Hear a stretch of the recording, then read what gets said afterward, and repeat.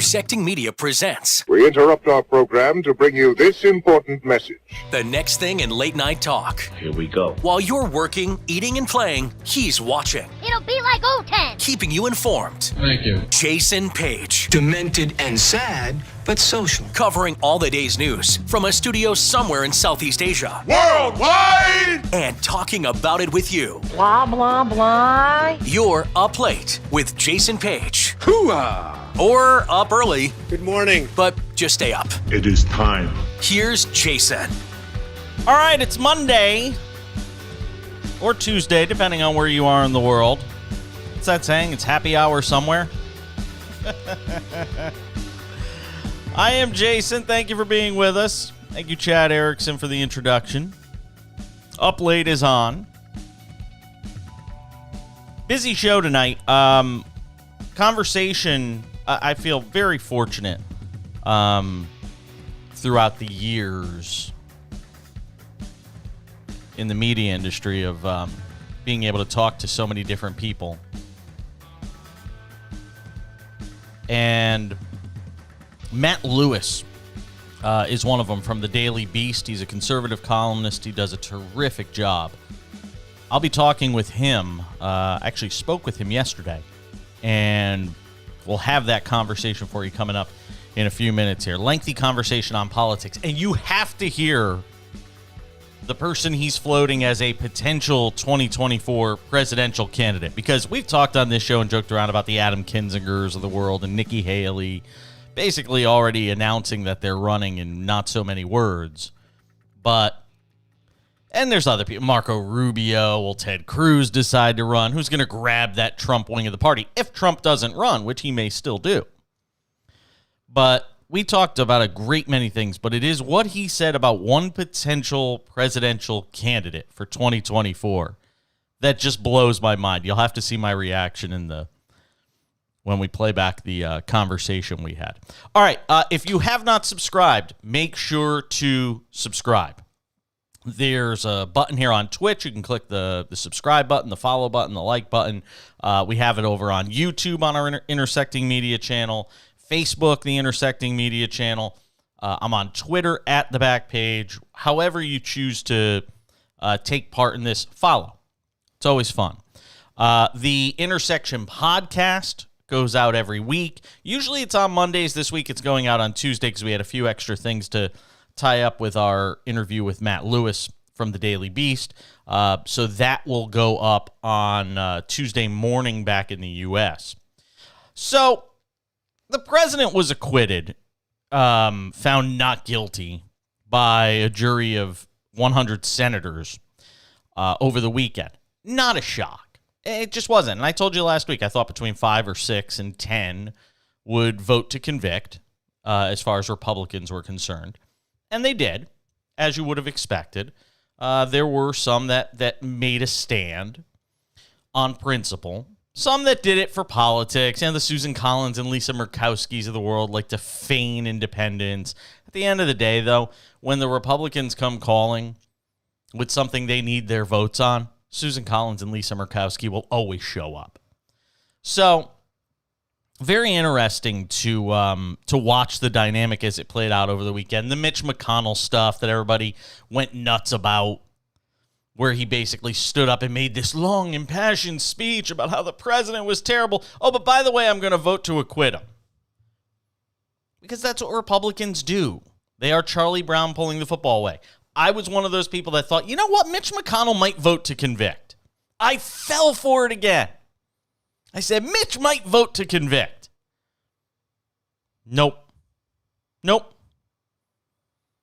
Pulled the football away. Pulled the old Lucy with Charlie Brown. Pulled the football away again.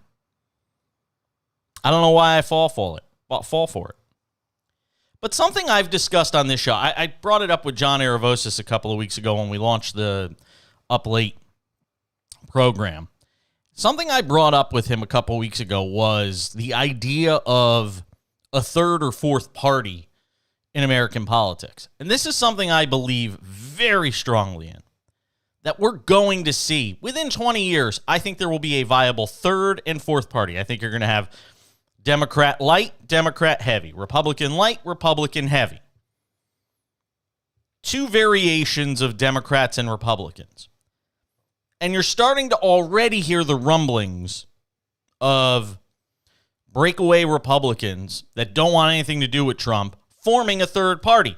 At the same time, you're hearing Republicans, Trump Republicans, or as Chris Cuomo calls them, Trumpublicans. You're already hearing news that they would join Trump if he decided to launch his own party. And that's going to force people to choose sides. Now, while we see that with the Republican Party, I think you will ultimately see it with the Democratic Party as well. You're going to have the progressives on the left, the uber-liberal Alexandria Ocasio-Cortezes of the world, the Bernie Sanders wing of the party. You're going to have them eventually, I think, rebel against the centrist left and say, you know what, let's just do our own thing. And we don't have a parliamentarian system of government in the United States. So a lot of people think, well, how can that work? At the end of the day, when it comes to voting for president, I think Democrats are going to support whoever that candidate is. And you know what? If they don't, maybe we need to shake up the system. Maybe we do need multiple parties. Maybe we do need to rethink the way we govern, because the current system clearly isn't working. Again, part of the reason I moved to Southeast Asia. It's broken. There's no fixing it in its current state. There needs to be a radical shift. And I don't mean radical in terms of far right and far left. I'm not talking about radicalization that way. There needs to be a monumental shift, though. There's no question about it. And maybe that conversation is beginning in Washington. And I think within 20 years, you will see a third and fourth party. I talked about Rick Wilson a year ago, and he seemed to see some validity in it. Rick Wilson, of course, from the Lincoln Project. 64% of GOP voters said they would join a Trump-led new party. That survey was done after the insurrection on January 6th at the Capitol. After that, 64% of those that vote Republican said, you know what, we'll follow this guy. Again, if you need any reference point for where American politics is, where American culture is, where American morality is, you needn't look any further than that poll. 75% of Republicans, Quinnipiac poll, 75% of Republicans, 3/4 of the party want Donald Trump to play a prominent role in the Republican Party. Again, and this poll was done after he was impeached for a second time. I mean, cult of personality, call it whatever you want. The man has his followers. He has his flock. 21% said they wouldn't want that. 60% of all Americans said they did not want Trump to have an important role in the Republican Party, including 96% of Democrats. And here's the key number. Again, all these flashing warning signs to the GOP exist. All these flashing big bright lights continue to flash at the GOP, and they just continue to barrel right by them. 61% of independents say they do not want Trump to have an important role in the Republican Party.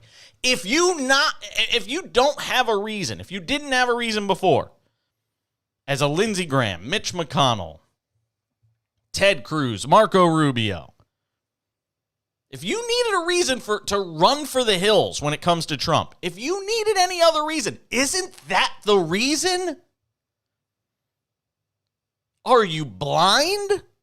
And look, as somebody who's center left, and I consider myself an independent, I would not register with either party because I think both of them are flawed. one far more than the other. But if you needed any other reason, hell, if I'm the Democrats, I look at that poll and say, "Yep, there. I'll even use this. Yeah, there you go." If I'm Democrats, that's how I feel. I'm applauding. You want to go rally around this buffoon? Knock yourselves out. You'll never get back into the White House. You won't win the Senate in 2022. You won't win the House in 2022. You want permanent Democratic control over Washington? Knock yourselves out. Because that's what you're facing if you choose the path of, we want Trump to be the leader of our party. They're talking about Laura Trump, his daughter-in-law, running for the Senate in North Carolina. You want to talk about unqualified.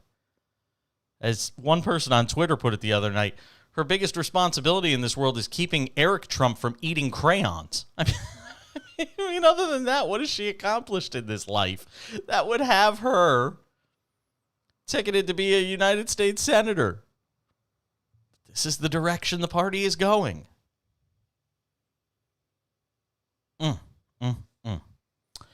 All right, Matt Lewis is terrific. We're going to hear from Matt Lewis coming up in a minute. Later in the show, I got something I want to talk about that's very personal to me. We talk about violence against different minority groups in the U.S. We talk about violence towards blacks, gays, Latinos, immigrants. But there's one group that is constantly overlooked when we talk about prejudice, bias, hatred, violence.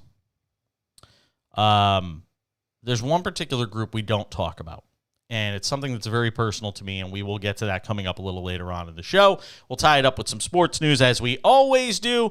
But right now, my conversation with Matt Lewis, who does a terrific job with the Daily Beast. He is their senior columnist. He is a conservative that I value talking to. I had a chance to catch up with him just about 24 hours ago. All right, and Matt Lewis is a senior columnist over at the Daily Beast, hosts a couple of podcasts, Matt Lewis and the News and the DMZ Show. He's one of my favorites to talk to. Matt, you had 7 Republicans join their Democratic colleagues in the Senate in voting for a conviction of Donald Trump in his impeachment trial. I'm of the mindset that it still needs to get worse for the GOP before it even starts to get better. Do you kind of feel the same way, or is this, have we reached the point now where the healing can begin? Well, okay, so I'll start with the good news. This is actually the most bipartisan Senate impeachment trial in history. So something to be happy about. But having said that, I think it was a slam dunk. Donald Trump was obviously guilty and should have been convicted. And you got only 7 Republicans. So not terribly encouraging from that perspective. And I think we're a long way from anything that would lead me to believe that they're going to change, right? Like, what would lead us to believe that they would change? They just lost a presidential election.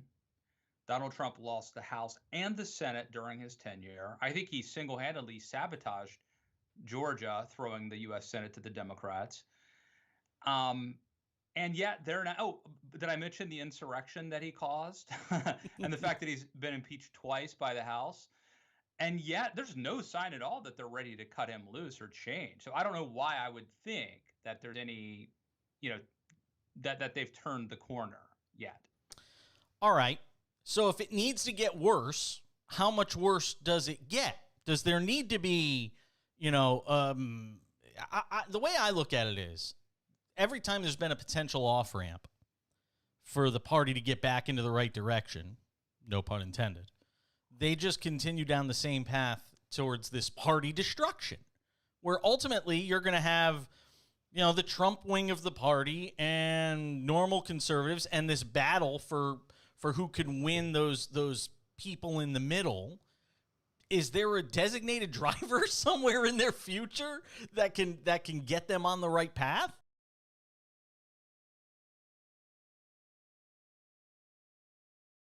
that people don't change until they have to. That they, altruism doesn't really matter. That it's when you hit rock bottom, you're forced to change. And I think that's probably a safe assumption, to be honest. But I just wanted to point it out. So based on your assumption, I think that they have to probably lose another presidential election. The problem is that because of the way that our system is set up, it is possible that Republicans could do all sorts of things wrong and make all sorts of mistakes and could still win the presidency by virtue of the Electoral College. I'm actually a fan of the Electoral College, but in this regard, if you're looking for something to shock you back into reality or back into good behavior, we are in a system where it's very possible, if not likely, Republicans have very good midterm elections in 2 years, less than 2 years. And then it's certainly within the realm of possibility that you could win the presidency again with like 45% of the vote. And so I think it's going to take some losing for Republicans to really hit rock bottom and change their ways. But that may not happen anytime soon. It's sort of like they're being enabled, not just, I mean, there are enablers out there, including many in the U.S. Senate, who enabled Donald Trump's behavior. But the way that our electoral system is set up here in America, that I think is possibly enabling them to continue down this path for longer than they would if they had to win a majority of the vote. See, I think the party has a fracture that can't be healed as long as Trump is able to run again in 2024. Like, even if he doesn't run, that specter is still lingering over the party. Is it only if he is convicted, whether it be in Georgia or New York, of some crime and he's locked up, that then the party can shed him without fear? So first of all, I don't even think that in and of itself automatically fixes things. A necessary ingredient, but not a sufficient ingredient. So it's possible that you could get rid of Donald Trump, and there would still be major problems in the Republican Party, including the Marjorie Taylor Greenes of the world and the Ted Cruzes of the world, and this fight over who gets to be the next Trump, right? So just getting rid of Trump might not be enough, but it certainly is a necessary ingredient. And so I think what Republicans just guaranteed by failing to convict him in the Senate trial is that that necessary ingredient is not going to happen anytime soon. Trump will linger. We could hold out hope that there'll be some sort of legal action, but I have no, 14th Amendment? Cross your fingers. 14th Amendment? I just feel like there's been talk of a lot of different possibilities. But if Donald Trump were prohibited from running for office again, that checks a box that might allow Republicans to start healing. I still think it's a long road, even if that were to happen, and I don't see it happening. It'll continue to be a painful process. But is there any way outside of any of this, and maybe I'm overstating if I say that the party right now just completely lacks respectability, is there any other way for the party to get to a place of respectability as a whole without any of these things happening? I don't think so. I think the fundamental problem is that the Republican voters, want what Trump gives them. And so it's really a demand problem. I mean, there is demand for what Trump is providing, and if Trump's not providing, someone else will. And so maybe we're lucky we had 7 Republicans who were brave enough to stand up. Maybe that's the way I should be looking at it, instead of the glass 2/3 empty. It's a very serious fundamental problem that cannot be fixed by merely changing leaders at the top of the ticket. It's kind of crazy to me because I think about what you said about, what would scare them or what would set them straight as maybe losing in 2024. I mean, you would think Georgia and Arizona would scare them. You'd think even how close it is in Texas would be enough to scare them. Because let's be honest, if Texas goes blue, they're not getting back. They're not getting back into the White House for a generation, Matt. If they can't win Texas.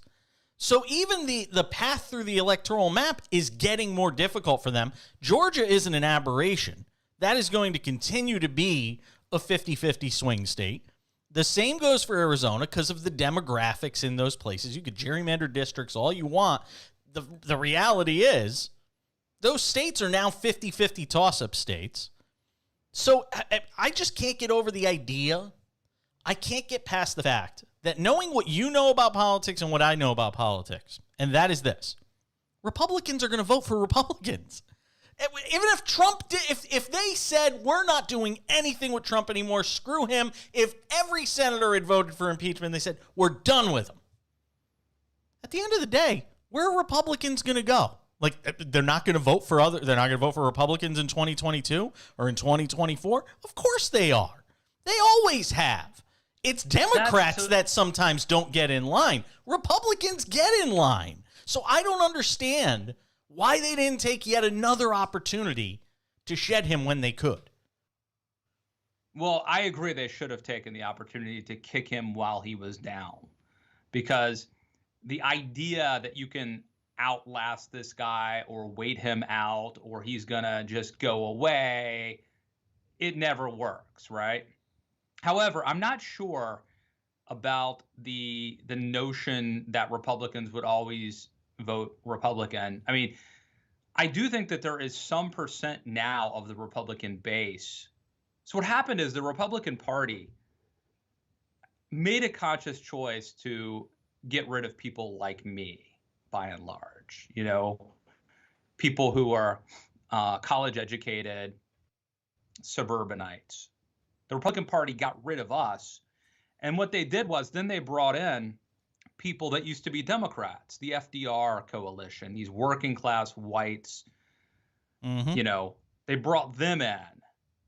And those people may not vote Republican if Donald Trump is kicked to the curb. Like some of those people are like Trump voters, uniquely Trump voters. And like the idea that they're going to go vote for Nikki Haley, I don't necessarily think that's true.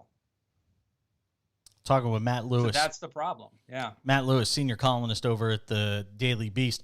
By the way, I've been joking around about this for a week or so on the show.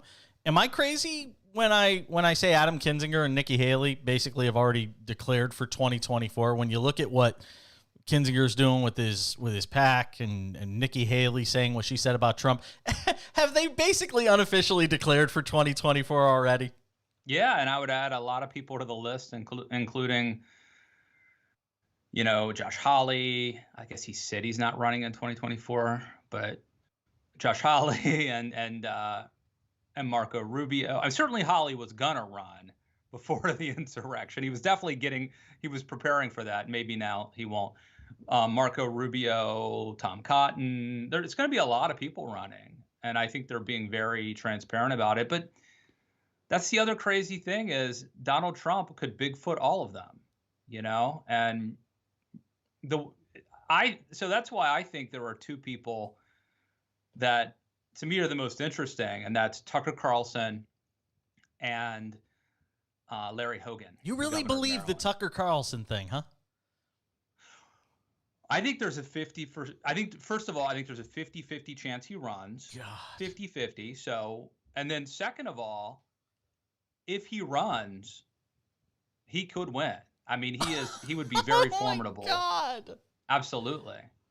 Absolutely. And and I worked for Tucker for 6 years, so I know Tucker very well. And do you still talk to him? I text with him. Oh, okay.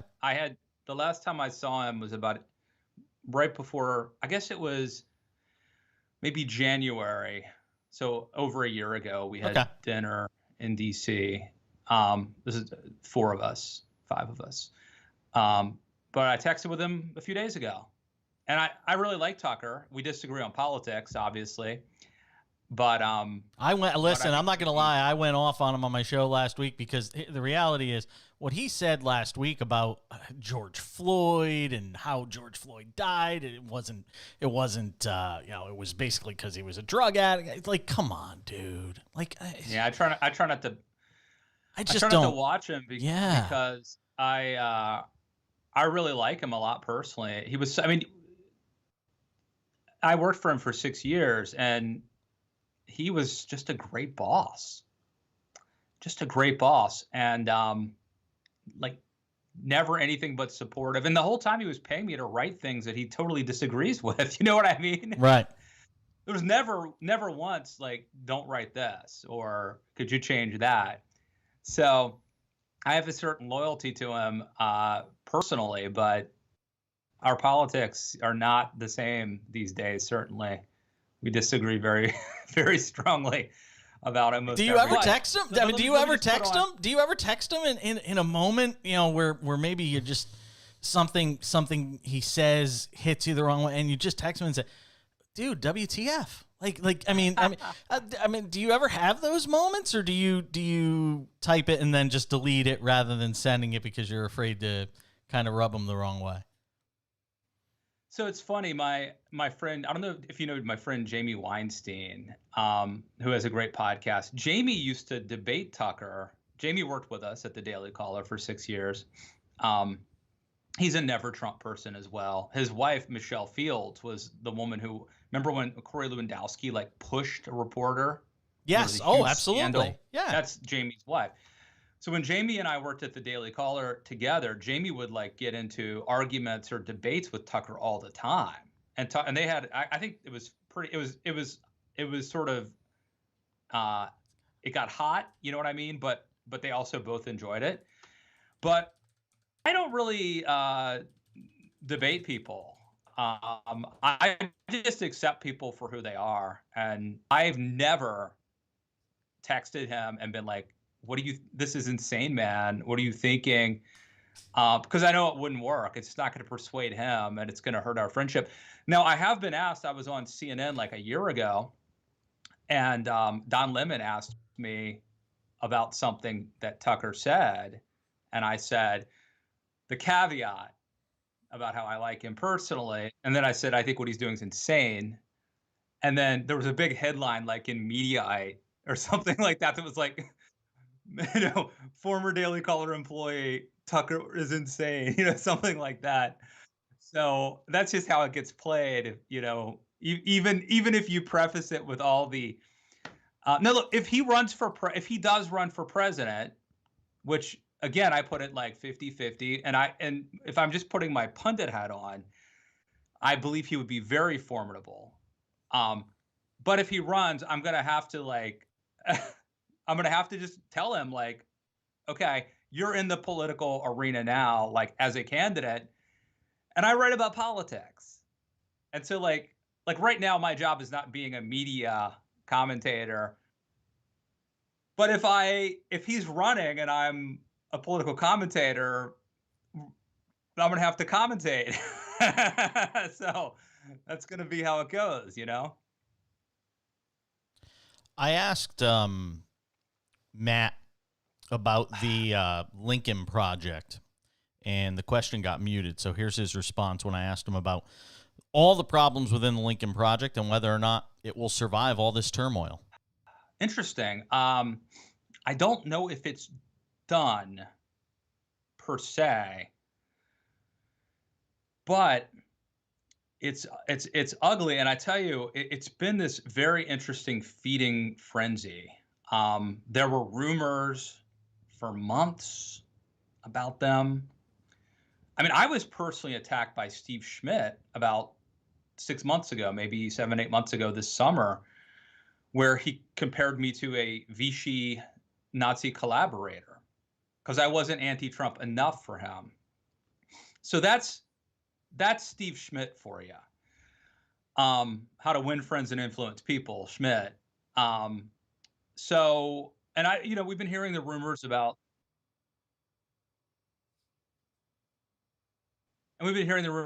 Weaver, and like there was this weird thing that I watched develop just over the last month or two, where the mainstream media was avoiding covering the John Weaver story, the scandal. Nobody wanted to write about it.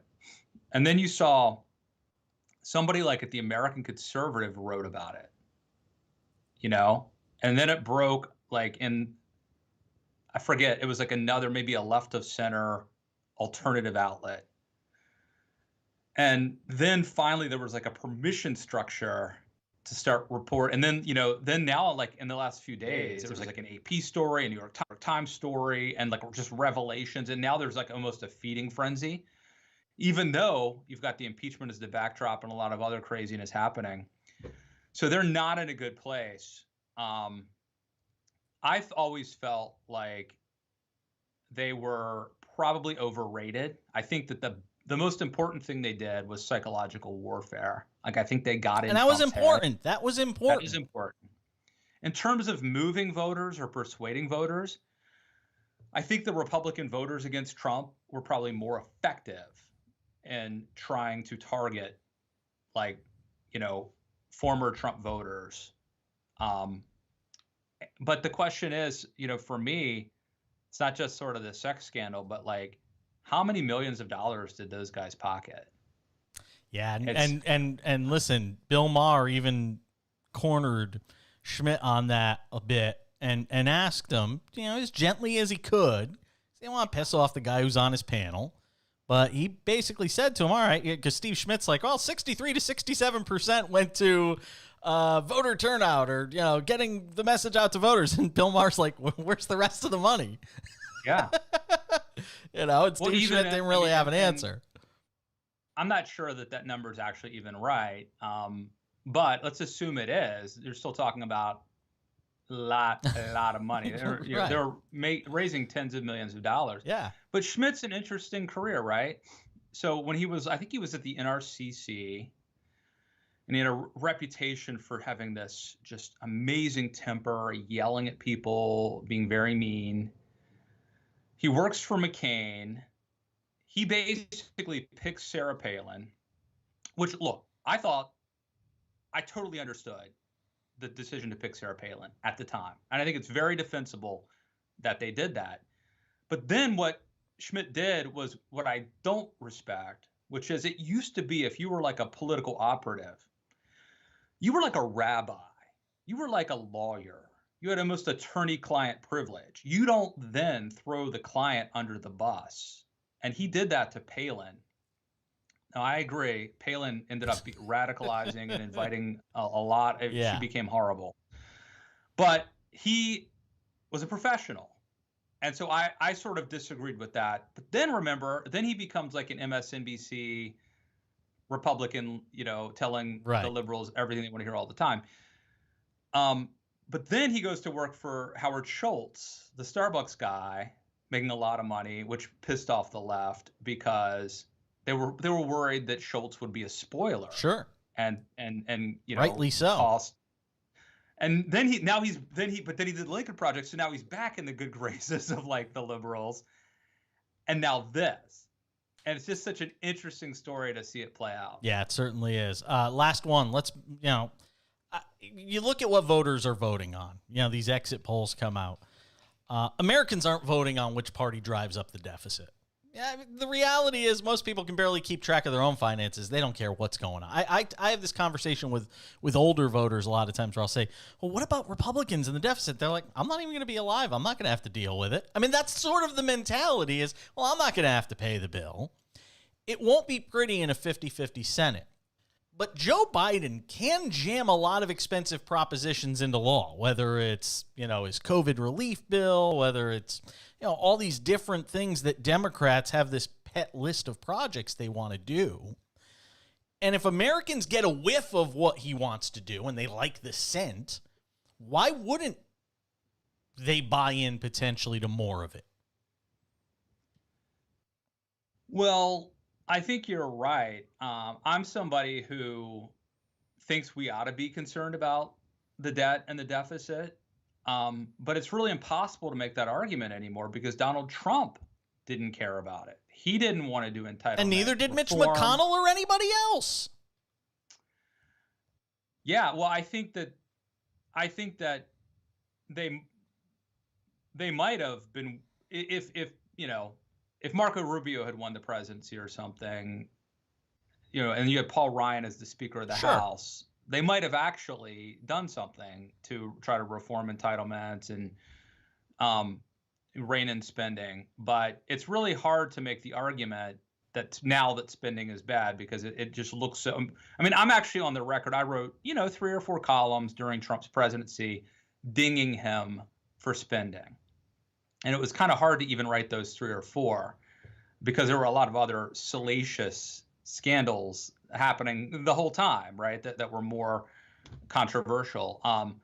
So I'm on the record as being consistent, worried about this. I mean, it just stands to reason that like at some point you have to pay your bills. And I mean, I think there was a fear for a long time that we were going to have an inflation or some sort of a recession, and it didn't materialize. There wasn't, Paul Ryan used to say we have to tackle this or it's going to tackle us. It just never happened.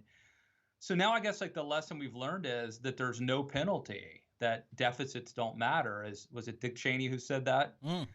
I don't want to misquote him. I think it was Cheney, but whatever the case may be, there's really no disincentive for spending. Spending is popular.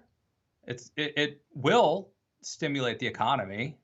It's gonna happen. If you give people money, they're gonna save some of it. They're gonna spend some of it.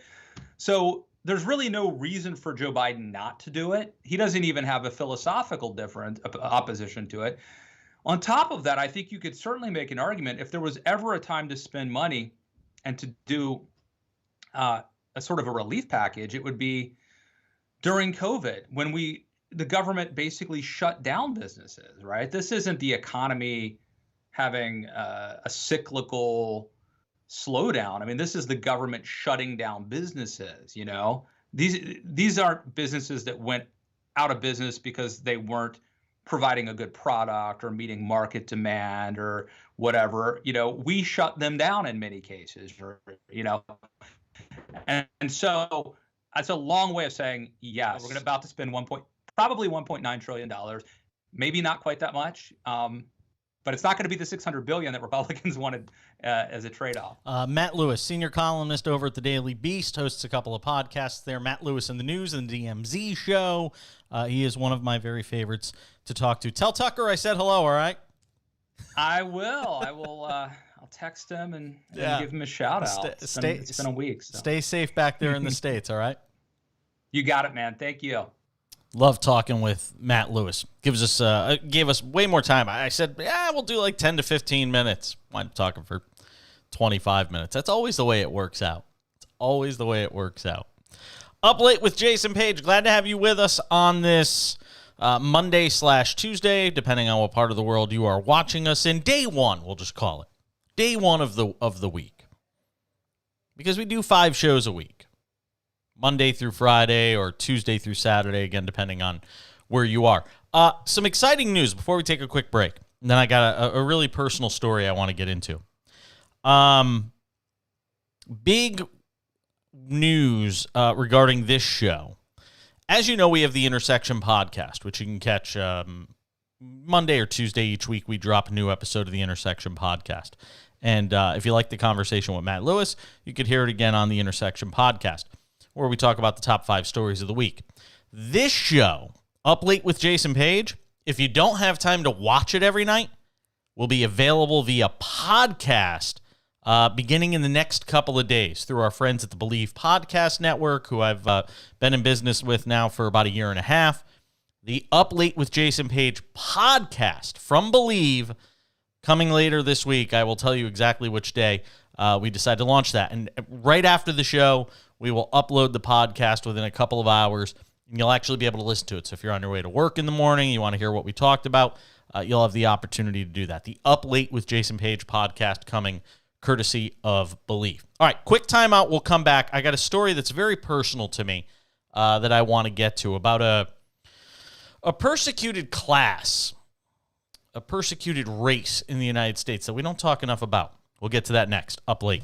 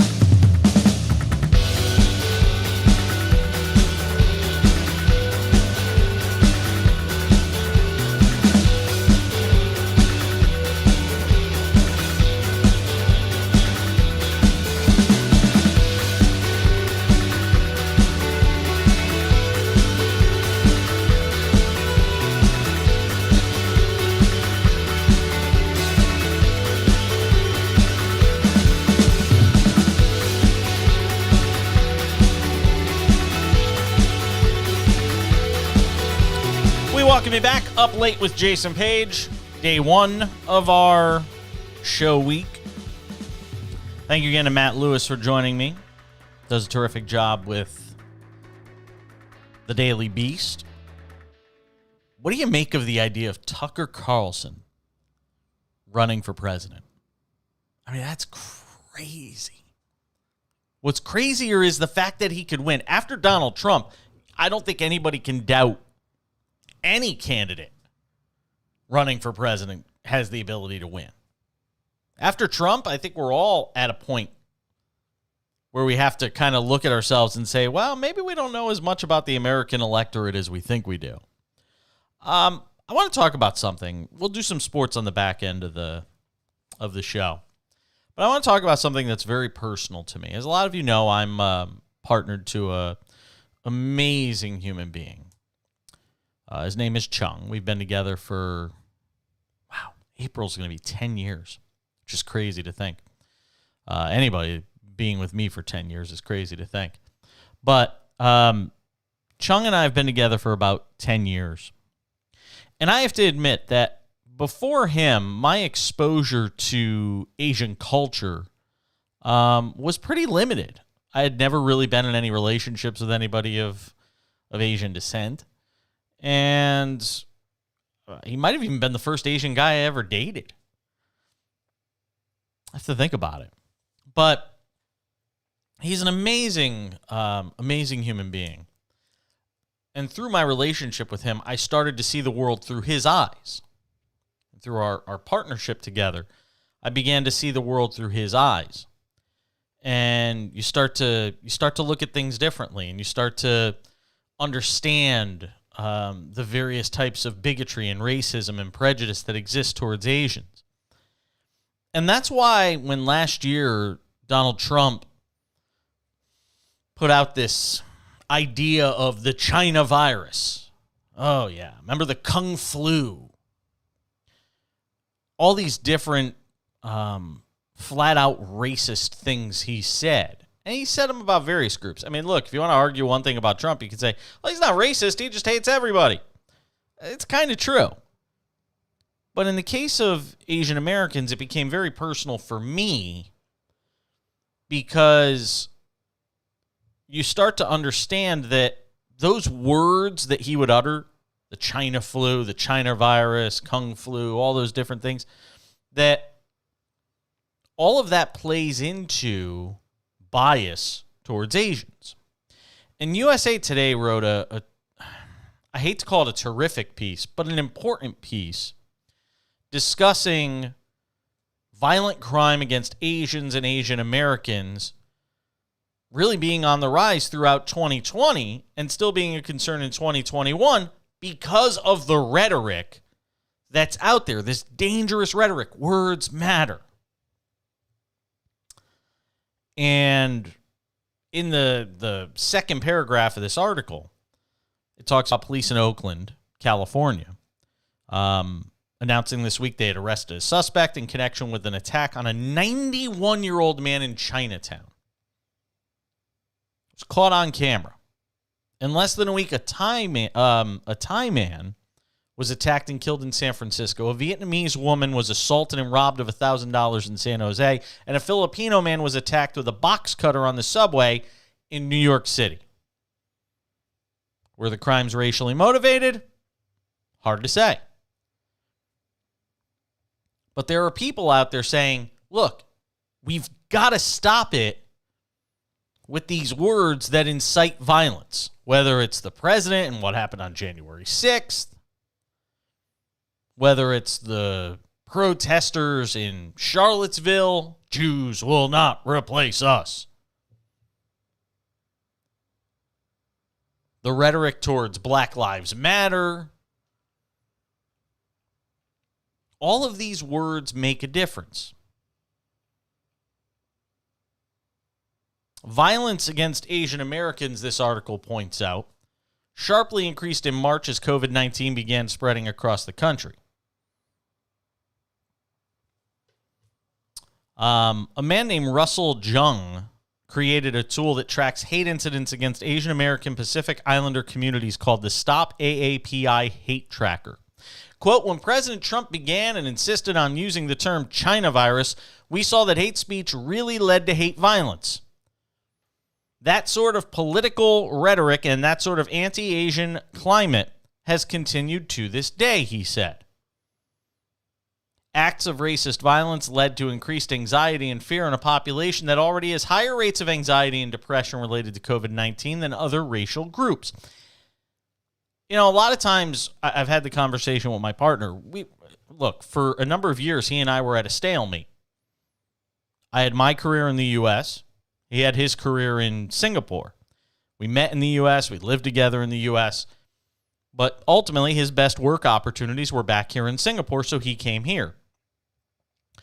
And the debate was always, who's going to move? This tug and pull. Who's going to move? You going to move? I'm going to move? And ultimately, hello, Jay. Thanks for checking in. Buddy Jay Alvarez watching. Ultimately, I made the decision to move here.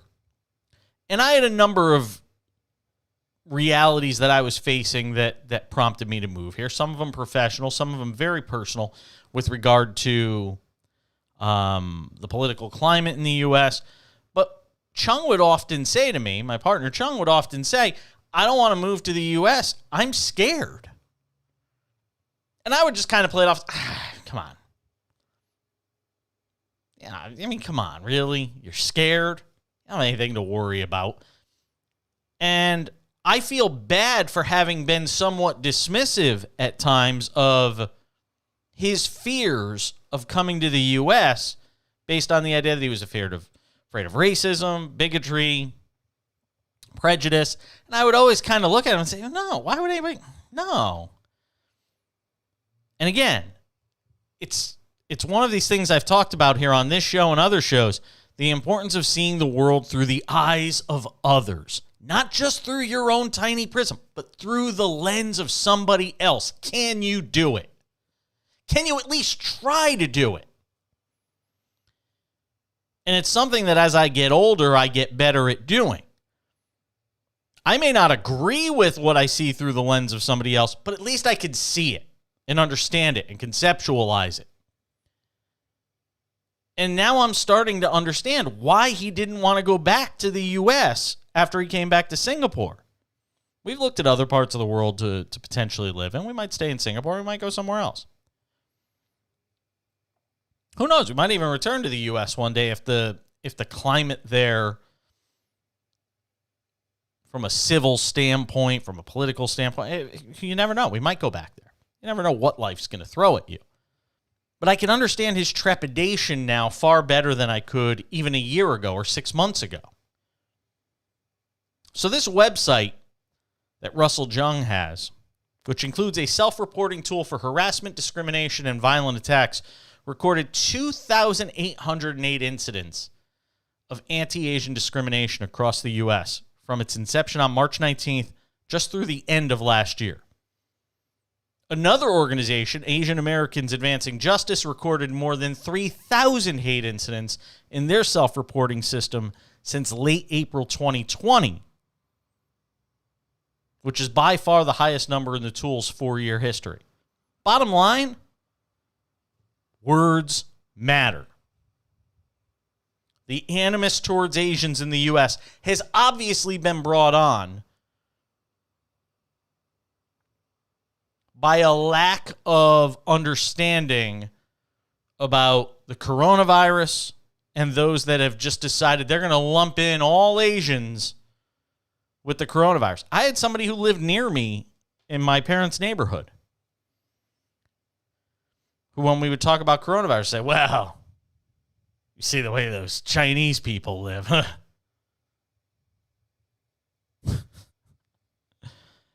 And again, lumping all Asians in together.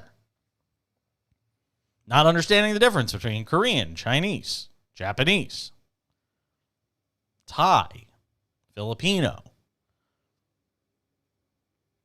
The FBI collects national hate crime data, but data for 2020 and 2021 hasn't been released. 216 anti-Asian hate crimes were reported in 2019. I'll be curious to see what the FBI releases when it comes to that number in 2020. Obviously, it's too early to get a sense for what was in the numbers for 2021. But it's very personal for me. I mean, I have the most important person in my life mate, my soulmate, and he's fearful about going to the United States. And now I'm, again, starting to understand the reasons why. All right, before we go, something from sports that I want to talk about. The NFL made a decision late last week. You might recall during the Super Bowl there was a bit of a brouhaha between Tom Brady and Tyrann Mathieu. And some words were exchanged. After the game, Tyrann Mathieu of the Chiefs posted something on social media, which gave some people the impression maybe Tom Brady said something inappropriate during that little nose-to-nose moment or mask-to-mask moment, helmet-to-helmet moment. Something that Michael Irvin later came out and said, no, it wasn't. I heard the audio because he works for the NFL and NFL Network, so he's able to probably get access to certain things others can't. Michael Irvin said, no, it's not anything. He didn't say anything, racial or anything like that. Tom Brady did apologize for what he said in that heat of the moment, but it was very interesting that there was this conversation about, well, the NFL should release the audio.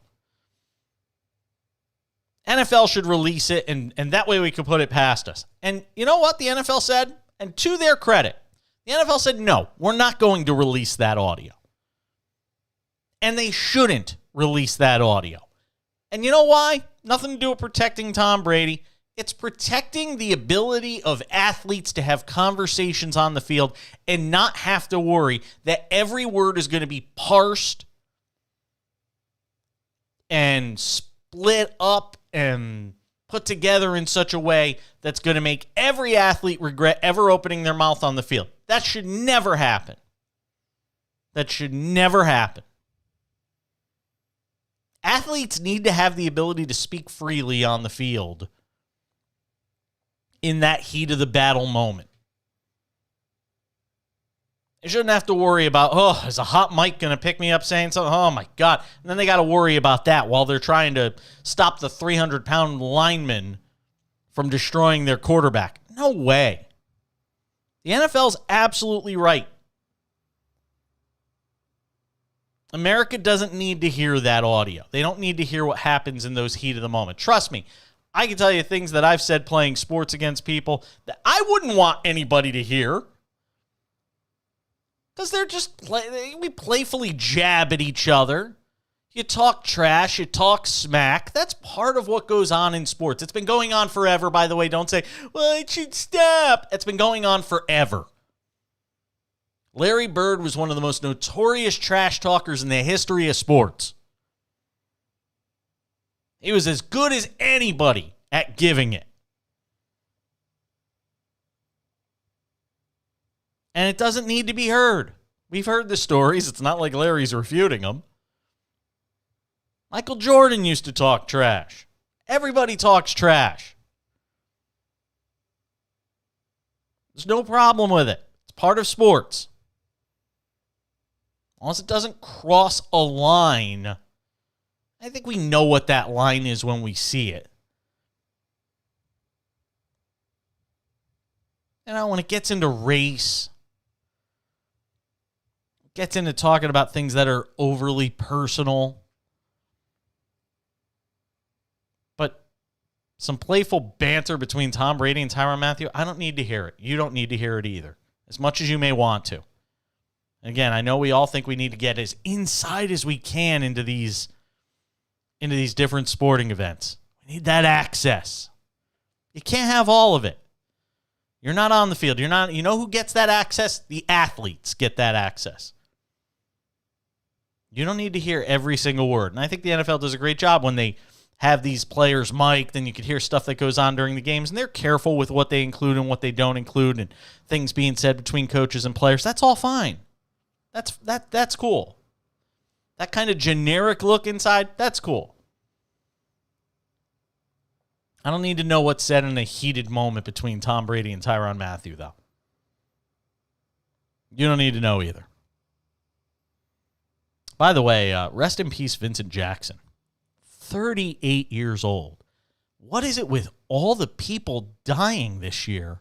Like notable people in media and in sports and athletes, all this stuff. People just dropping dead in their 30s and 40s. I can't get my head around it. Not to close on a downer, but walking around the streets kind of look like a fridge going to fall out of a window on me or something. It's crazy right now, man. Just got to take care of yourselves. And nobody knows how Vincent Jackson died. The former NFL wide receiver was found dead in a Homewood Suites hotel in Florida at the age of 38. No foul play suspected. What's killing these people? Brutal. Brutal, brutal, brutal. That's how we wrap up. Unfortunately, that's how we have to wrap up this day one of this week. Up Late with Jason Page. Don't forget, if you have not subscribed, click the like button. If you're on Twitter, click the follow button over here, over here. You could subscribe to the show.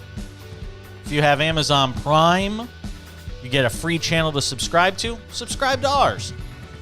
It helps us greatly. Like us on YouTube, the Intersecting Media channel there, the Intersecting Media channel on Twitch, the Intersecting Media channel on Facebook. I'm on Twitter at The Back Page. The Intersection Podcast, don't forget about that. Subscribe if you haven't already. And coming later this week, I can't wait, the Up Late with Jason Page podcast. Get to hear the show. So if you don't get a chance to watch it late at night, it'll be available. You can listen to it in the morning when you wake up on your way to work. Thanks to Matt Lewis of the Daily Beast. We'll be back for day 2, Tuesday/Wednesday. Until then, I'm Jason Page. Stay safe. Mask up. Tomorrow, I'll give the results of our masking poll, too. Catch you back here on Tuesday/Wednesday. I'm Jason. Have a great day or night, wherever you are.